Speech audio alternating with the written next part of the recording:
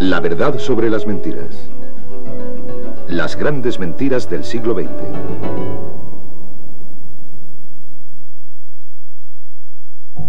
It is easier to get the masses to believe in big lies than small ones. Hitler censuró esta fotografía. What have you got there, Smith? This photograph was between the pages of the Gazette. What photograph? Jones and Rutherford. They confessed to aiding the underground and being in Eurasia during Hate Week. But here it says... What are you talking about, Smith? I don't see any photograph.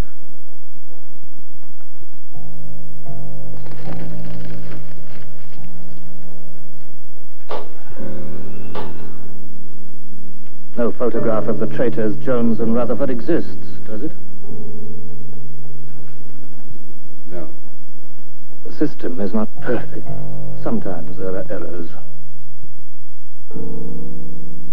Los grandes embusteros de este siglo han demostrado ser unos expertos en el uso de la tecnología moderna, eliminando a rivales en imágenes y en la realidad, sobre todo hombres como Alexander Dubček, que desafió las mentiras del Gran Hermano. Do you solemnly swear that in the testimony you're about to give will be the truth, the whole truth, and nothing but the truth, so help you God? I do. Please be seated. You've admitted before this committee that you lied to representatives of the Iranians in order to try and release a hostage. Is that correct? I lied every time I met the Iranians. Can you assure this committee that you are not here now lying to protect your commander-in-chief? I am not lying to protect anybody, Counsel. So let's get to the facts. The charge has been made that the United States has shipped weapons to Iran as ransom payment for the release of American hostages in Lebanon. That the United States undercut its allies and secretly violated American policy against trafficking with terrorists. Those charges are utterly false. I had no prior knowledge of the Watergate break-in. I neither took part in nor knew about any of the subsequent cover-up activities.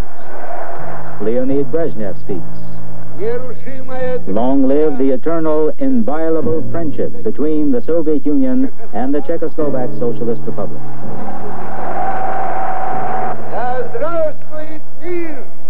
Long live world peace. Desde luego los instrumentos usados por las dictaduras han cambiado mucho en función de la tecnología. Ahora existe la posibilidad de difundir mentiras a través de todo tipo de medios de comunicación. Esto más o menos significa que es casi imposible acabar con las mentiras. Total output for 1959 reaches 13.35 million tons. Almost unbelievably, the second five-year plan goal of 12 million tons is exceeded in 2 years. A great industrial victory, it lays a solid foundation for continuing big leaps forward in the future. Desconocemos si de verdad Mao se bañó en el Yangtze, pero las grandes mentiras siempre suelen tener como protagonista a una figura política divinizada por la que se justifica el sacrificio de la verdad. Aquí voy a ser un poco metafísico y citaré las palabras de Chesterton, que decía que cuando los hombres dejan de creer en Dios, entonces no creen en nada, pero creen cualquier cosa.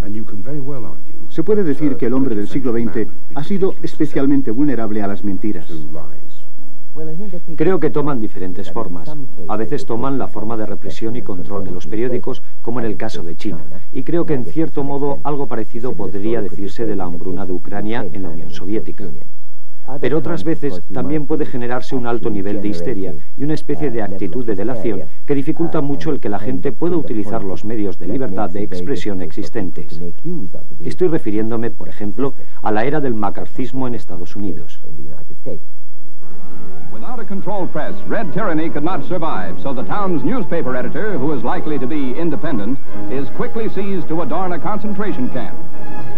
Prepared propaganda speedily rolls from the once free presses, and the picture on the front page tells one and all who gets allegiance from now on.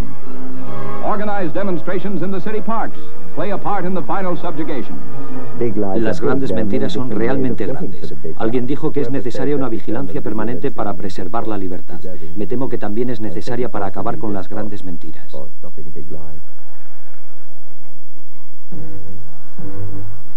La cámara sí puede mentir, y en general lo ha hecho, una vez que las tecnologías de la verdad han sido secuestradas por la extremadamente poderosa institución de la nación-estado del siglo XX.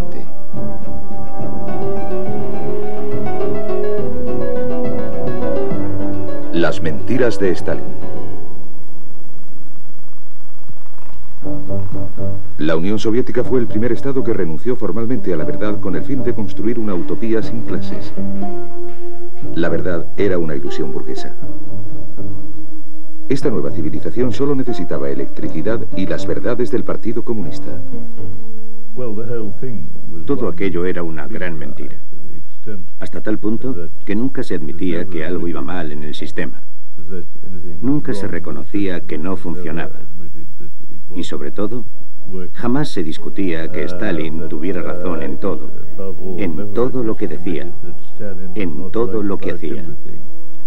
Pero cualquiera podía darse cuenta de que aquello no era cierto.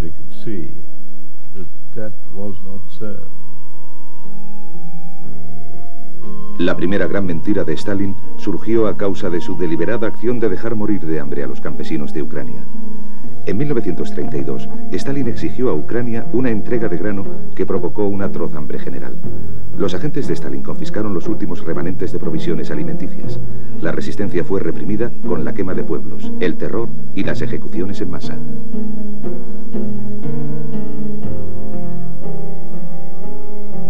Un activista del partido más tarde describió el terror y las mentiras.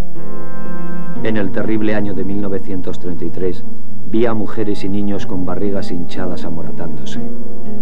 Oí a niños ahogándose en sus propios llantos. Era atroz ver todo esto. Pero me dije a mí mismo que no debía dejarme llevar por la pena. Para el comunismo, todo estaba permitido. Mentir y destruir, incluso a millones de personas. 3 millones de niños nacidos en 1932 murieron de hambre. Casi todas estas fotografías aparecieron en periódicos americanos en 1933. A pesar de la censura, Occidente obtuvo informes precisos sobre la escasez provocada en una de las mayores naciones de Europa. Los periodistas occidentales desafiaron a los censores y secuaces de Stalin y fueron a averiguar la verdad. De entre ellos destacó Malcolm McGurch. Se hablaba muchísimo de que allí estaban pasando una grave escasez. Era casi imposible conseguir información fiable al respecto. Así que pensé en ir allí y se me presentó la oportunidad. Conseguí un billete de tren y partí para Kiev y Rostov. Me bajé del tren en diferentes sitios. Como empecé a mostrarme muy crítico sobre todo el montaje, a criticar el uso del terrorismo por parte del gobierno, los artículos que escribí sobre el hambre sin duda habrían escandalizado. Me habría tenido que marchar, así que envié los artículos por valija diplomática. Nunca habrían salido del país de otra forma, y luego me marché antes de que se publicaran. Pero los defensores de la verdad, como Mkerich, tenían que competir con hombres como Edward Herriot, 2 veces primer ministro de Francia, que decía que lo del hambre era una mentira de la prensa burguesa. Odessa et Kiev, j'ai été partout très intéressé par l'effort admirable d'organisation qui a été réalisé. Президент Ельос сказав, я щасливий прибути сюди з послом Франції та моїми колегами по парламенту французькому за столиці України. Muchos visitantes de izquierdas como George Bernard Shaw y H.G. Wells vinieron a elogiar a Stalin, no a enterrarle. H.G. Wells dijo: dejando a un lado las atrocidades aisladas, el terror rojo ha matado con causa justificada. Pero muchos de ellos habían sido engañados. Literalmente, les llevaron a dar un paseo. Les llenaron de vodka y caviar y les enseñaron las granjas colectivas modélicas. Hay una palabra rusa Pokashuka, que viene a resumir esto, quiere decir que los rusos son muy buenos preparando escaparates. Hello, all my friends in America. Hello, all you dear boobs who have been saying for a month past that I have gone dotty about Russia. Well, if the latest news from your side is true, you can hardly be saying that now. Russia has the laugh of us. She has us fooled, beaten, shamed, shown up, outpointed. Russia flaunts her budget surplus of 150 million. Her people employed to the last man and woman. Her scientific agriculture doubling and trebling her harvests. Her roaring and multiplying factories. Her efficient rulers. Her atmosphere of such hope and security as has never before been seen in a civilized country on earth. Walter Duranty, del New York Times, apoyó las mentiras de Stalin para mantener un lugar privilegiado en Moscú. En sus artículos de gran influencia dijo que los informes sobre la escasez eran en su mayor parte tonterías, pero él conocía la verdad. Una ficha del archivo de la embajada británica tacha a Duranty de embustero. Tiene registrado que en privado el señor Duranty considera posible que 10 millones de personas hayan muerto directa o indirectamente a causa de la falta de alimentos.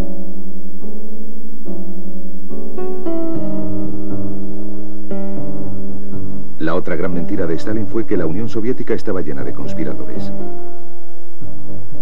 Las marchas espontáneas, una nueva técnica del siglo XX, denunciando las víctimas de Stalin, fueron parte de la enorme mentira de Stalin de que los propios líderes del Partido Comunista eran agentes de Occidente. La clave que hizo prosperar esta mentira fueron las confesiones de los acusados. Pocos podían entonces imaginar lo que ahora creemos que es la verdad, que estas confesiones se las sacaron a antiguos héroes de la revolución mediante métodos medievales de tortura. El propio Stalin presenció algunas de estas sesiones.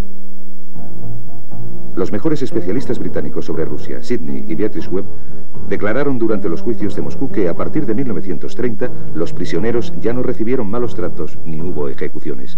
150 prestigiosos intelectuales americanos declararon que los juicios de Moscú y las confesiones de los prisioneros eran absolutamente ciertos.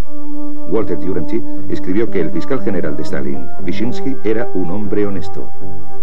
Они готовят открыть фронт нашей страны, они готовят открыть границы нашей страны, они готовы открыть широко ворота иностранному завоевателю. Но они хотят изобразить это дело так, как будто это черное дело каких-то иных, чужих рук, против которых они, видите ли, вот эти вот иезуиты и фарисеи, эти Иуды Искариоты и Василий Шуйский поднимают теперь свой голос подлинного советского патриотизма. Игра разоблачена.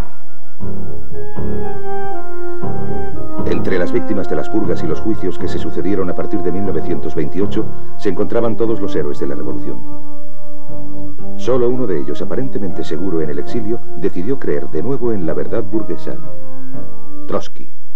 There are no crime in history more terrible in intention or execution than the Moscow trials of Zinoviev Kamenev and Radek Petakov. What is now my principal task? To reveal the truth, to show and to demonstrate that the true criminals hide under the cloak of the accusers. Creo recordar que los prisioneros estaban todos en el banquillo de los acusados. No estoy seguro si fue justo en el momento en que se les estaba condenando a muerte. Sobre ellos habían puesto unas luces alumbrándoles. Les estaban filmando y de pronto nos dimos cuenta de que había una pequeña ventana con cristal oscuro, cristal ahumado. Entonces la luz se enfocó directamente allí y a través del cristal de pronto vimos a Stalin sentado ahí, observando cómo condenaban a muerte a sus antiguos colegas por todos esos crímenes horrorosos. Tenía un sentido del humor bastante sardónico y creo que incluso le interesaba ver cómo reaccionaban. Pero las hambres y purgas provocadas por Stalin fueron ocultadas y les fue restada importancia por los gobiernos occidentales que necesitaban su ayuda contra Hitler.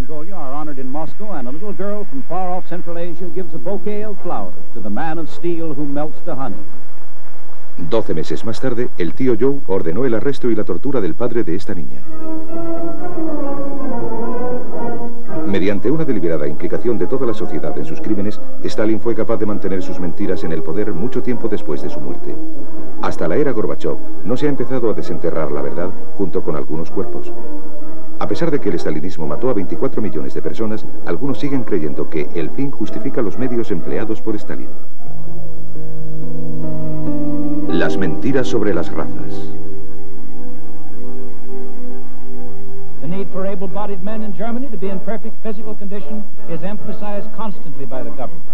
Germany has always been an admirer of physical prowess, and the German Turnverein has been noted throughout the world.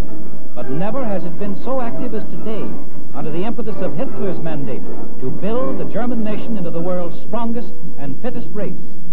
Los prejuicios raciales se remontan a tiempos inmemoriales, pero en lo que se refiere a Alemania, comienzan de manera importante en la década de 1890. Alfred Klutz suele ser considerado el padre de la doctrina de la higiene racial. Escribió en 1895 un libro llamado La higiene racial, la protección de los sanos y la eliminación de los incapacitados. En él dice que habría que dar incentivos a los miembros sanos de la población para que tuvieran más hijos, y que habría que intentar cortar la reproducción de los insanos. De hecho, cuando Hitler toma el poder en 1933, la higiene racial es una ortodoxia y se ha convertido en una especie de moda internacional muy popular en todo el mundo occidental. Los nazis usaron el poder del Estado y el cine para convertir los prejuicios raciales en una verdad científica. El realce de la salud física fue un preludio del ataque a los minusválidos. No es pura coincidencia que la primera ley dictada por Hitler reservara las piscinas para los arios puros.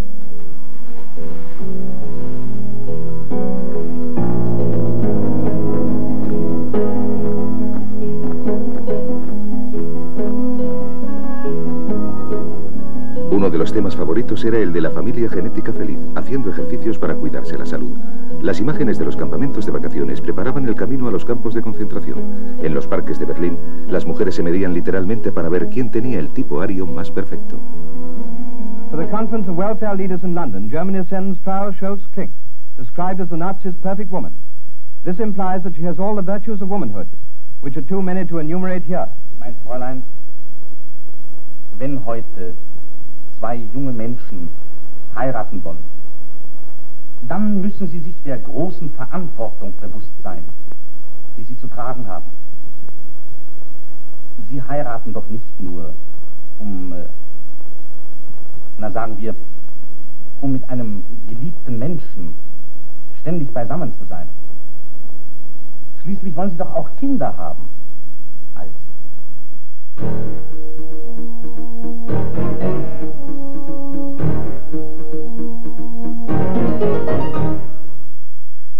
Las primeras leyes sobre esterilización que se aprobaron en el mundo occidental fueron aquí, en Indiana, en 1907. Estas leyes permitieron esterilizar a personas contra su voluntad, sobre todo a aquellas que sufrían alguna enfermedad mental o que estaban encarceladas. Why,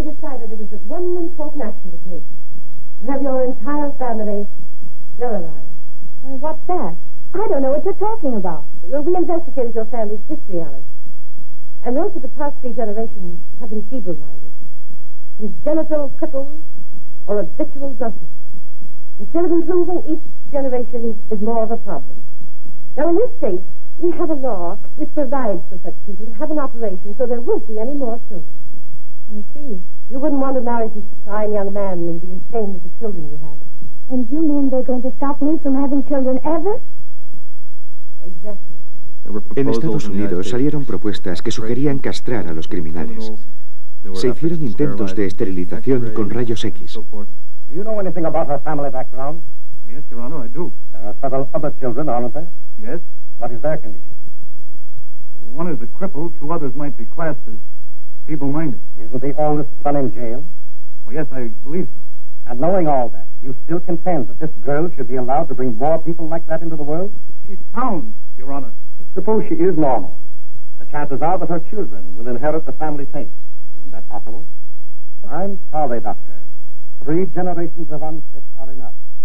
Probablemente la mayor influencia que tuvo la política racial americana sobre el movimiento alemán de higiene racial fueron las leyes sobre esterilización. Cuando los nazis tomaron el poder en 1933, ya existían más de 20 estados americanos con algún tipo de ley sobre esterilización. Los higienistas raciales y los propagandistas nazis empezaron a utilizar técnicas de filmación en la década de los 30 para provocar una especie de miedo y odio hacia los enfermos mentales y los minusválidos físicos, así como hacia otras razas que no fueran la raza nórdica admisible. Así se filmaron una y otra vez los hospitales psiquiátricos, mostrando a personas con algún tipo de deformidad o enfermedad mental o física que luego fueron utilizadas para atizar este sentimiento. Diese erbkranken Geschwister einer Familie kosten bis jetzt 154.000 Mark. Wie viele gesunde Menschen hätten dafür siedeln können? En la década de los 20 se produjo una síntesis entre estos dos movimientos, el movimiento nazi antisemita y el movimiento de higiene racial, que se preocupaba por cortar la reproducción de los inferiores. Cuando hacia 1920 se funden, transmiten el mensaje de que el judío es una especie de persona genéticamente defectuosa. Feis und Bart, Kappe und Kaftan kennzeichnen den Ostjuden für jedermann. Legt sie ab, so erkennen nur schärfer blickende Menschen seine rassische Herkunft. Es ist ein wesentliches Charaktermerkmal des Juden, dass immer bestrebt ist, seine Abstammung zu verbergen, wenn sich unter Nichtjuden bewegt. Se dice entonces que los judíos tienen una especie de propensión inherente a cometer crímenes o a hacer otro tipo de inmoralidades. Esto se transforma en una lógica que los nazis pueden utilizar. Pueden decir que están llevando a cabo una especie de limpieza de la raza mediante la eliminación de los judíos. Ahora por fin nos hemos enterado de que en ese momento llegaban camiones y camiones llevando personas de los hospitales a los campos de la muerte. Y que la gente sabía lo que pasaba. El hedor era a veces fortísimo. Después de la guerra era una buena excusa decir que sencillamente no lo sabíamos. Pero creo que el problema moral que se crea es que la gente no quería enterarse. A aquellos que realmente no lo sabían, yo los culparía por no querer enterarse. Dann wird das Ergebnis nicht der Sieg des Judentums sein, sondern die Vernichtung der jüdischen Rasse in Europa. Los nazis se volvían hacia América y decían, mirad, vosotros tenéis leyes de esterilización, tenéis leyes que excluyen a hombres, leyes que prohíben el matrimonio entre blancos y negros. Habéis segregado la Asociación Médica Americana. Nosotros solo hacemos lo mismo. Ich bin nichts gewesen als ein treuer Diener von meinem Souverän. Was kann ich dafür, wenn euer Herzog ein Verräter? Ich will ja alles wieder gut machen. Ich schwöre es euch, ich bin unschuldig. Ich bin nur ein armer Jude. Lasst mir mein Leben. Ich will leben. Das Leben will ich leben.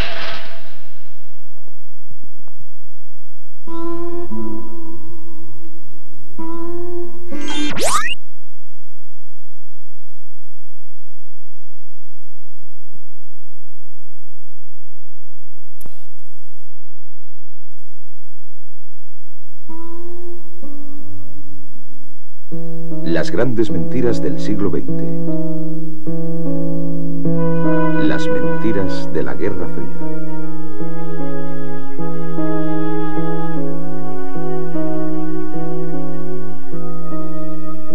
Una de las grandes mentiras del siglo XX que más tiempo se ha mantenido fue la mentira sobre la masacre de oficiales polacos en el bosque de Katyn. Los alemanes lo descubrieron en marzo de 1943. Removieron la fosa y descubrieron un montón de cuerpos de oficiales polacos. 4.000. Y todos con un tiro idéntico en la nuca.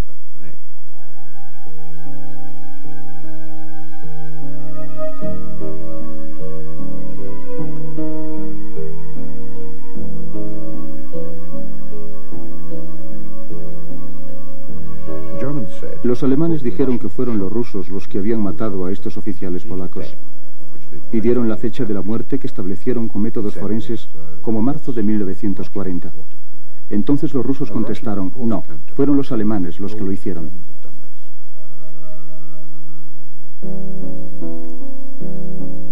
En su papel de poseedores de la verdad, los nazis filmaron su descubrimiento de la masacre de Stalin, produjeron documentos e interrogaron a los testigos presenciales. Cuando los soviéticos volvieron a invadir Polonia, dieron la vuelta a la historia nazi. Volvieron a interrogar a los mismos testigos que ahora decían que el asesino había sido Hitler, que Katyn era un crimen nazi. Durante mucho tiempo, Rusia sostuvo que esto había sido un crimen de guerra nazi, como se dijo en Nuremberg en 1945. Katyn figuró como uno de los numerosos crímenes de guerra nazis. Luego se dejó el tema misteriosamente. Los rusos no insistieron en ello porque sabían que perderían. Mantuvieron esa mentira hasta que Mazowiecki, el primer ministro polaco no comunista, visitó Moscú. Finalmente Gorbachev anunció que el crimen de Katyn había sido cometido por los rusos. Pero desde 1943, en los medios soviéticos, se nos había estado diciendo que Katyn había sido un crimen de guerra de los alemanes, no soviético. No lo han reconocido hasta ahora.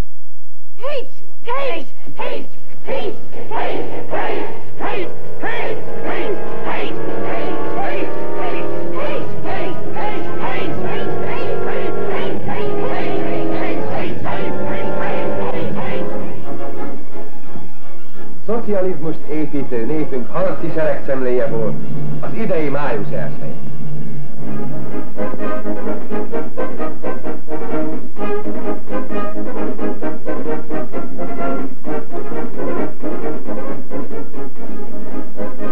Una mentira muy propia del siglo XX se produjo durante la Guerra Fría. A la gente de la Europa del Este, que había sido privada de su libertad, se la obligó a participar en marchas espontáneas en apoyo a sus carceleros. De este modo, los líderes comunistas comprometieron a todo el mundo a respaldar en público todas las grandes mentiras de estos regímenes.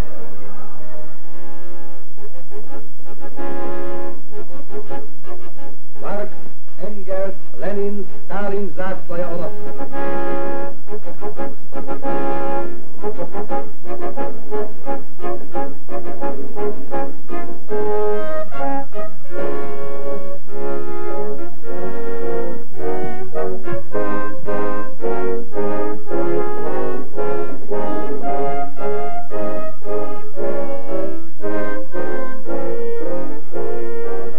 Hitler creó la mentira de la familia genéticamente feliz, Stalin la de la familia ideológicamente feliz. Ambas mentiras exigían enemigos internos y externos y nuevos juicios de demostración. Okresní soud trestní uznal po hlavním líčení konaném dne 17., 18. a 19. dubna takto právem. Adolf Dobrovolný, majitel drogerie, Anna Trasčová, mimo pracovní pomoc. Soud lidu vynesl trest právem nejtěžší. Smrt parazitům, škůdcům a smrtelným nepřátelům lepšího, šťastnějšího světa socialismu. En Occidente, el reflejo de las mentiras del comunismo era el anticomunismo fanático. Main Street, USA, at peace, unaware that a cabal of conspirators plots its enslavement. At Mosinee, Wisconsin, 2 former communists show how a highly organized minority, using the seizure techniques taught in Moscow, can take over a city. First, the mayor is hustled off to jail, and then the chief of police. Hacer que cunda el miedo entre la gente es algo terrible. Mantener sus miedos en todos los sentidos, exagerar cualquier peligro. We learned in school that home life does not encourage the growth of the collective character which the party wishes to develop in its young people. It's your fault. You should have spent more time training us to think along party lines. As a member of the Young Pioneers, it will be my duty to report you. You better listen to me, all of you. I don't want to hear any more talk about state schools and party lines and collective character and deviationism. Now you're really going to find out what the truth is all about. We tried to tell you, Dad, but you wouldn't listen. There is no more Sunday school. What's happened? What have they done? Keep your voice down, comrades. Otherwise, I shall have to report you. This place is a lie. Everything about it is false. This was not invented by a Russian. The man's name was Bell, Alexander Graham Bell. And he was an American. Get that, comrade. You En los 50 uno no podía levantarse y hablar sobre nada sin decir primero, yo no soy comunista, pero... We're going to get the answer to that question if we have to stay here for a week. Are you a member of the Communist Party? Or have you ever been a member of the Communist Party? Los europeos venían a América y se preguntaban por qué teníamos tal paranoia con la amenaza soviética. Y la teníamos porque todo lo que oíamos era sobre ella. Communist power, moving in a red tide across the world. Communist power, reducing man to a slave of the state. Communist power, sweeping everything before him, destroying the old, enthroning the new creed of atheistic materialism. Harry Truman introdujo un programa de lealtad. Introdujo el concepto de que había dos tipos de americanos, los americanos leales y los desleales. I'm not going to ask you to take my word for whether there are communists in government and in the State Department. I have in my hand a document which I've never used before. It's a brief prepared by 7 of the top lawyers in the Attorney General's office. Prepared and signed by them. Not 10 years ago, not 5 years ago, not 1 year ago. 5 weeks ago.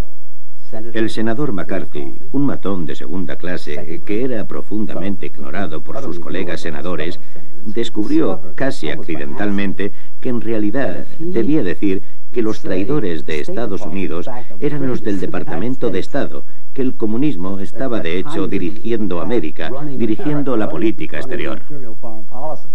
Plans have been discussed by leading members of the party and agents of the Soviet secret police to obtain blank American passports from the United States State Department from communists employed in the State Department.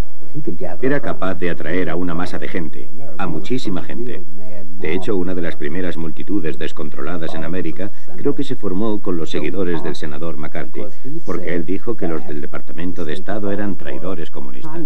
The Senate committee launches a public investigation of McCarthy's charges.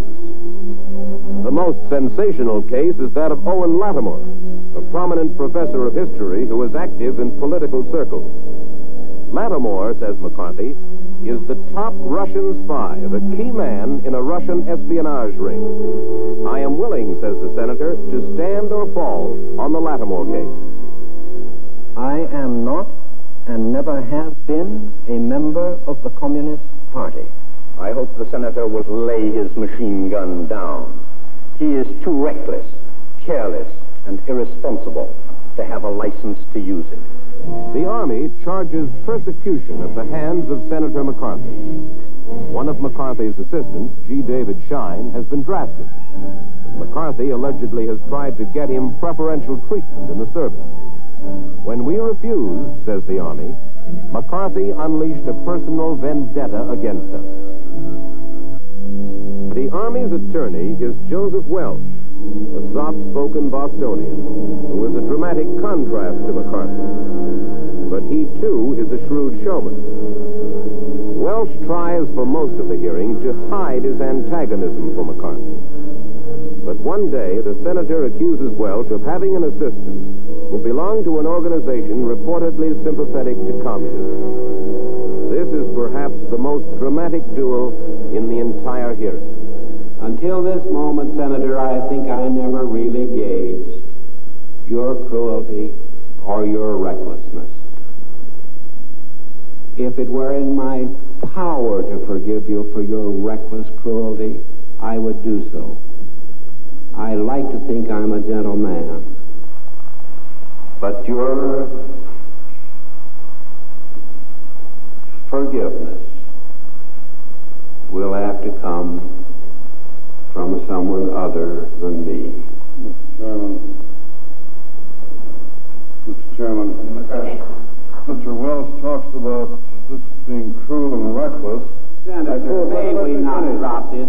Let us not assassinate this lad further, Senator. You've done enough. Have you no sense of decency, sir? Mr. Welch here has been filibustering this hearing. Mr. McCarthy, I will not discuss it further. You, Mr. Chairman, may, if you will, call the next witness.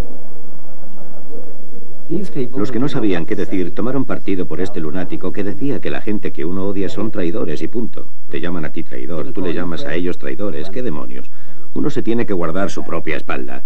En eso consistía la era McCarthy. A los senadores del país también les aplastaron literalmente.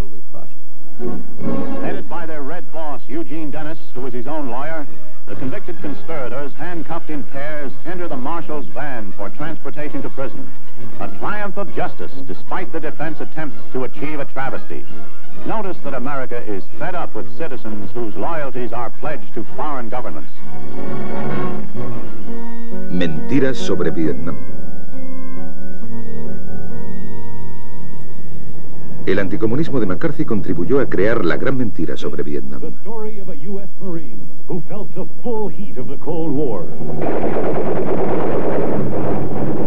Don, I think I got nicked. I'm losing power.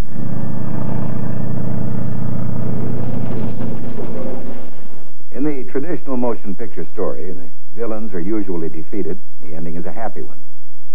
I can make no such promise for the picture you're about to watch. You'll be kind enough to tell us what accounts for your presence in my country. The United States is here at the request of the Vietnamese government. La mayor mentira que se dijo estaba dentro de todo el marco de la polémica del momento, que Estados Unidos estaba defendiendo a Vietnam del Sur contra su propia gente, y que ahora extendía la guerra para defender a Vietnam del Sur. Eso era absolutamente falso. Para vender una guerra al pueblo americano se necesitaba un mundo polarizado entre democracias buenas y dictaduras malas. Así que tuvieron que presentar al dictador de Vietnam del Sur, Dinh Diem, como una especie de demócrata. He has doubled the number of secondary schools, quadrupled the number of children in the elementary schools, cut the illiteracy rate by half. All this, for example, gives me a sense of progress and a feeling of confidence that he will continue to move his country toward a democratic structure. La gente americana, igual que otra gente, contempla la información de que dispone e intenta emitir un juicio.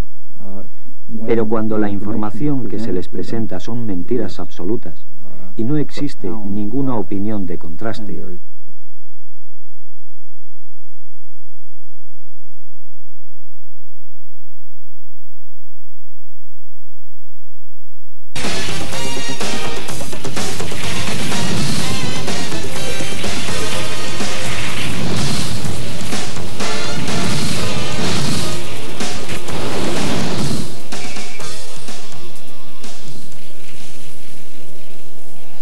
Había adoptado la postura.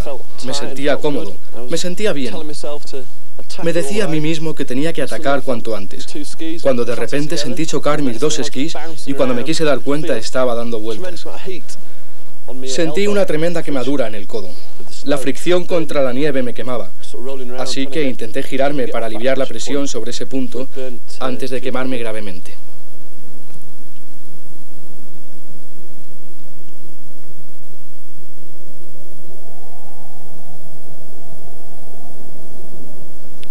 Es como si la piel se hubiera quemado y yo fuera muy pesado y blando.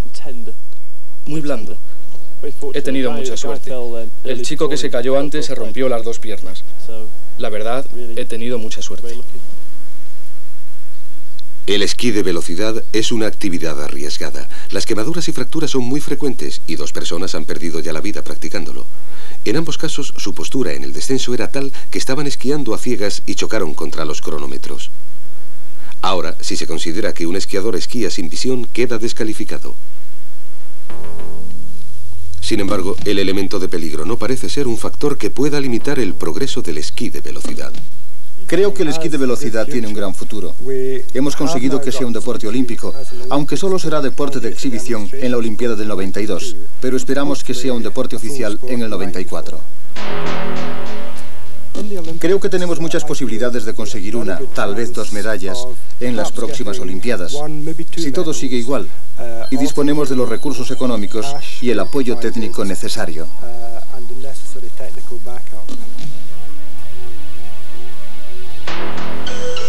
240 kilómetros por hora, casi el doble del límite de velocidad en una autopista. ¿Podrán conseguirlo? En mi opinión es posible. Parece posible porque parte de la pérdida de control es debida a las vibraciones.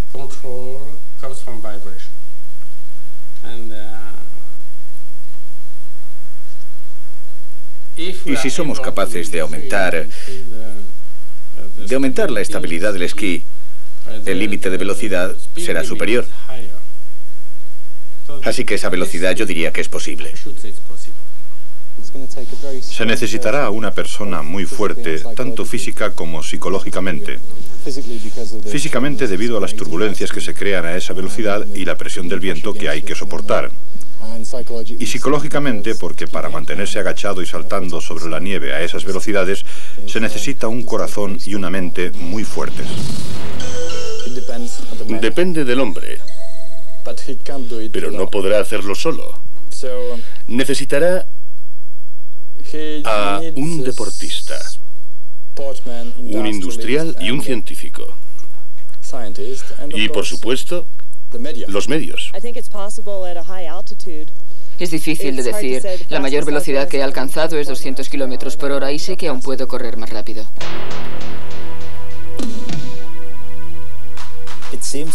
Parece que el récord ha sido mejorado siempre, continuamente. Así que contando con las condiciones ideales, en primer lugar, creo que es muy importante hacerlo a elevadas alturas, dado que a esas velocidades la resistencia del aire es parte muy importante de la fricción total. Por lo tanto, eso implica hacerlo a grandes alturas, por ejemplo, en el Himalaya, teniendo una pista excelente muy inclinada.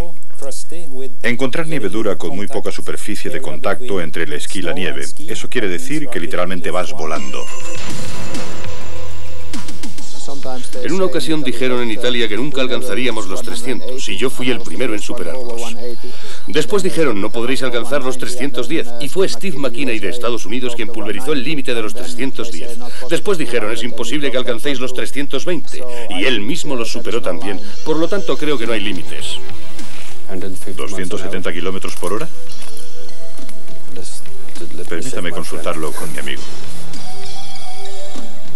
Estoy preparado para hacerlo. No sé si alguien más puede hacerlo, pero yo puedo conseguirlo. Y espero ser el primero.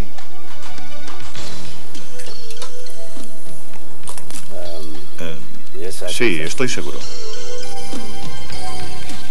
No me sorprendería si se consiguen las Olimpiadas del 92. Seguramente lo conseguirá el señor Prufer. Bueno, 240 es una velocidad muy alta.